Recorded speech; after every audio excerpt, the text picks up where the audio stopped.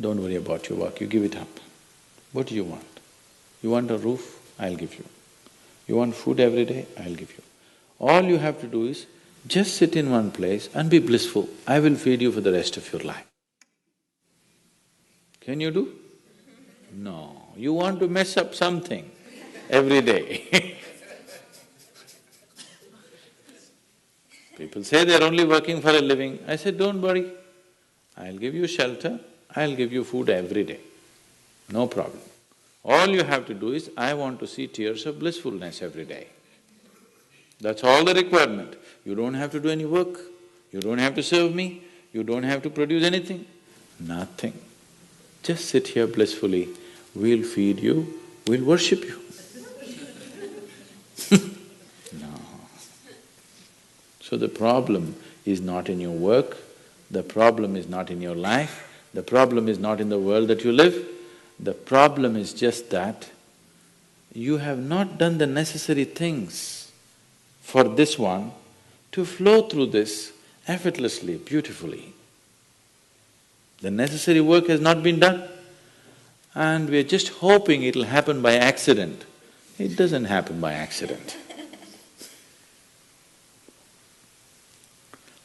Lot of people in the world think United States of America is heaven. But people who live here don't think so at all. Isn't it so? Isn't it?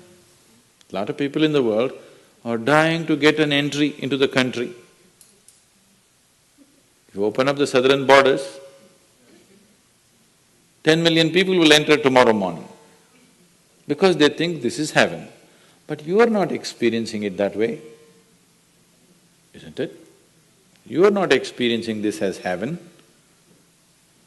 because hell and heaven is not a geographical place. Hell and heaven is what you make out of yourself, isn't it? Too much talk about heaven has been going on because there are too many people who made a hell out of themselves. If you had made a heaven out of yourself, would you talk about going to heaven? If you sit here and you're feeling ecstatic right now, would you aspire to go to heaven, I'm asking? Once it happened, early 20th century, an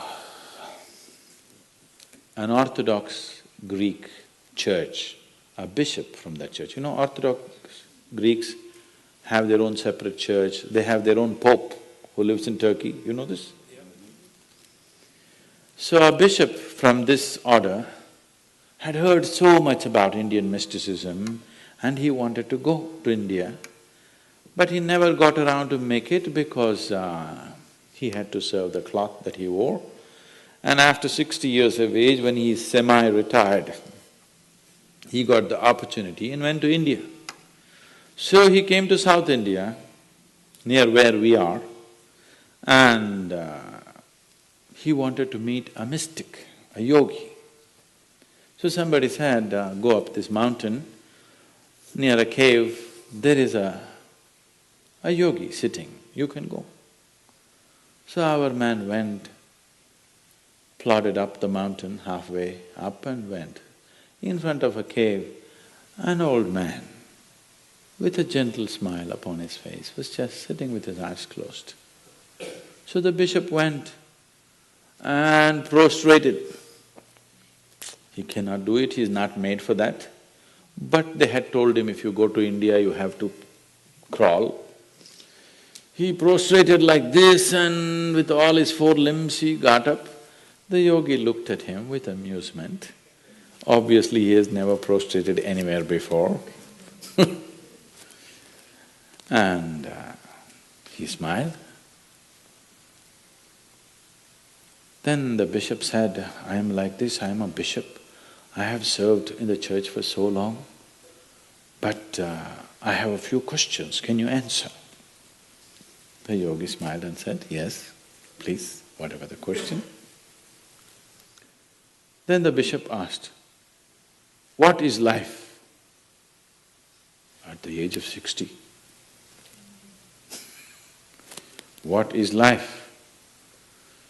So the yogi closed his eyes, became very blissful and said, life is like the fragrance of a jasmine on the spring breeze. And tears of blissfulness flowed out of his eyes as he was saying this. Then the bishop said, no, no, no. Our Pope has told us life is like a thorn and we must renounce it. And even symbolically, Jesus himself wore a crown of thorns. So, how come you say this? Our Pope says otherwise. The yogi looked at him, smiled and said, well, that's his life.